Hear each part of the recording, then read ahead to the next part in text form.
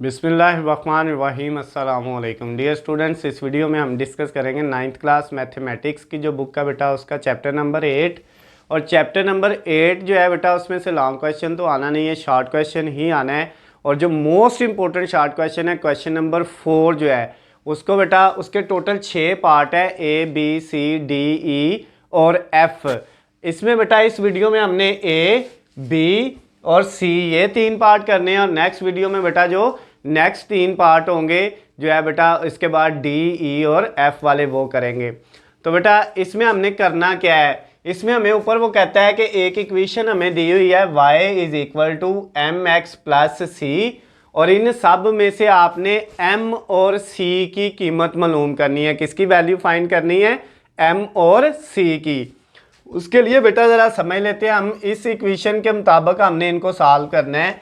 जैसे हमारे पास एक इक्वेशन है 2x plus Y minus 1 is equal to 0। Suppose हमने किया, फ़र्ज़ किया ये एक इक्वेशन है। यहाँ पे बेटा आपने देखे इस इक्वेशन को आपने इसके मुताबिक पहले बनाना होता है, ठीक हो गया। ये इन क्वेश्चन को करने से पहले ज़रा इसका जो है थोड़ा सा कंसेप्ट समझ रहे हैं हमने इस इक्वेशन को इस शक्ल में लिखना है। इस इक्वेशन में बेटा लेफ्ट साइड पे क्या है? y है। लेफ्ट साइड पे क्या है? y है। तो इसका मतलब इन वैल्यू में से सिर्फ लेफ्ट साइड पे हमने क्या रखना है? y रखना है। सपोज हमने इस y को इधर ही रहने दिया, बाकी बेटा जितनी वैल्यूज़ हैं उनको उठा के हमने दूसरी साइड पे ले जाना है। ये 2x प्लस का है, दूसरी साइड पे जाके क्या हो जाएगा? माइनस का हो जाएगा। और ये माइनस का 1 है तो दूसरी तरफ जाके क्या हो जाएगा बेटा? प्लस का 1 हो जाएगा। क्लियर होगी बात? अब ये देखें, ये जो बेटा इक्वेशन है इसमें y के साथ कुछ यहाँ पे है, कुछ नहीं है, इधर भी अब कुछ नहीं है। उसके बाद नेक्स्ट बेटा इधर जो x के साथ रकम आ रही है ये वाली, ये क्या है? m। इधर x के साथ क्या आ रहा है? -2 आ रहा है। तो इसका मतलब जो बेटा x के साथ रकम आनी है वो m होना है। तो इस वाली इक्वेशन में m की वैल्यू क्या है? -2 है। और उसके बाद लास्ट पे जो वैल्यू आ रही है वो क्या है? c है। तो इधर लास्ट पे क्या वैल्यू आ रही है? 1। तो इसका मतलब c की वैल्यू क्या है बेटा? 1 है। अब जिस तरह हमने इस इक्वेशन को सॉल्व किया है बेटा इसी तरह हम इनको सॉल्व करेंगे। यहाँ पे बेटा देखें हमने लेफ्ट साइड पे बनाना है इसी तरह। लेफ्ट साइड पे बेटा किसको लेके आना है? y को। तो ये y वाली रकम इधर ही रहेगी 3y। और उसके बाद बेटा ये जो है दोनों वैल्यूज उठा के हम दूसरी साइड पे ले जाएंगे। 2x इधर प्लस का है, दूसरी तरफ जाके माइनस का। ये 1 इधर माइनस का है तो ये बेटा इधर आके क्या हो जाएगा? प्लस का। ये बेटा बात याद रखिएगा, चैप्टर नंबर 8 में से जो है ये 8.1 एक्सरसाइज का जो क्वेश्चन नंबर 4 है ना बेटा, जिसको हम सॉल्व कर रहे हैं, इसके एग्जाम में आने के चांसेस 99% होते हैं। यानी इनमें से इसके 6 पार्ट है, कोई ना कोई एक पार्ट आ सकता है, ठीक हो गया। तो अब बेटा ये देखें, ये y वाली रकम इधर ही और दूसरी वैल्यू इधर राइट साइड पे चलेगी। अब देखिए यहाँ पे हमारे पास जो उसने हमें इक्वेशन दी हुई है इसमें बेटा y के साथ कुछ भी नहीं है, 1 है। लेकिन इधर तो y के साथ क्या आ रहा है? 3 आ रहा है ना। तो इस 3 को आपने ख़त्म करना है। क्या बेटा? सिर्फ अकेला y बनाना है। तो 3 को ख़त्म करने के लिए हमने इस वैल्यू को 3 पे डिवाइड कर दिया। अगर मैथ का रूल है, अगर आप किसी वैल्यू को एक चीज़ पे डिवाइड करते हैं, एक रकम पे डिवाइड करते हैं, तो फिर सारी वैल्यूज़ को बेटा आप उसी रकम पे डिवाइड करेंगे। अगर इसको 3 पे किया है तो सबको 3 पे डिवाइड करना पड़ेगा। ये इससे कट गया तो क्या रह गया? y रह गया। यानी लेफ्ट साइड पे सिर्फ y आना चाहिए था इस इक्वेशन के मुताबिक, तो ये बेटा y ही आया है।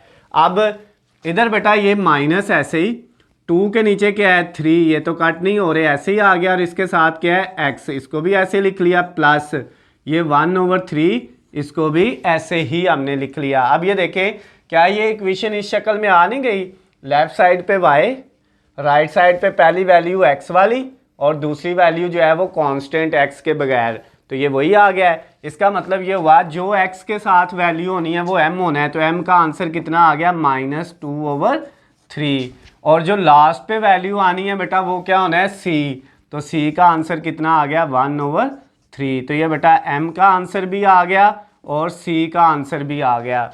तो ये बेटा आपका जो है 4 वाले क्वेश्चन का a वाला पार्ट कंप्लीट हो गया। अब हम इसका b वाला पार्ट करेंगे। सेम वही मेथड बेटा, लेफ्ट साइड पे आपने किसको रखना है, y वाली वैल्यू को, तो ये माइनस का 2y इधर ही इक्वल, ये बेटा जो x है ये इधर प्लस क्या है, राइट साइड पे जाके क्या हो जाएगा, माइनस का हो जाएगा। और ये माइनस का 2 पहले ही राइट साइड पे है, इसको ऐसे ही लिख दिया।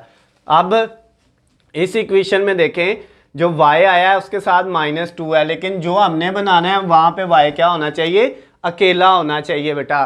तो अब ये -2 को ख़त्म करना है, तो उसके लिए हमें क्या करना है बेटा, -2 पे इसको डिवाइड करना है। तो फिर इधर भी आपको किस पे डिवाइड करना पड़ेगा, -2 पे, और इधर भी -2 पे डिवाइड करना पड़ेगा। क्लियर होगी बात बेटा, ये -2 इस -2 से कट जाएगा तो इस साइड पे क्या आ जाएगा, y आ जाएगा।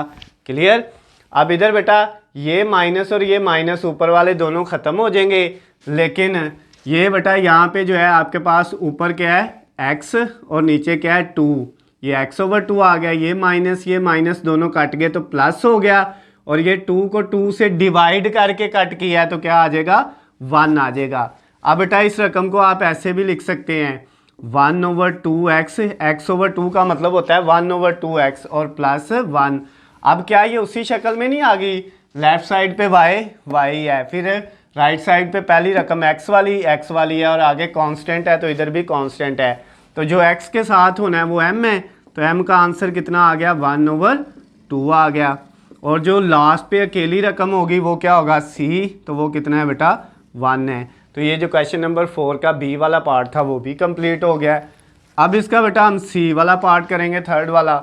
उसमें भी लेफ़्ट साइड पे क्या रखना है, y, तो ये जो y है बेटा ये इधर ही रहेगा लेफ़्ट साइड पे, ये बाकी दोनों वैल्यूज़ को उठा के हमने राइट साइड पे ले जाना है। ये 3x इधर प्लस का है तो दूसरी तरफ जाके क्या हो जाएगा, माइनस का हो जाएगा, और ये माइनस का 1 है तो इधर आके क्या हो जाएगा बेटा, प्लस का 1 हो जाएगा। क्लियर होगी बात।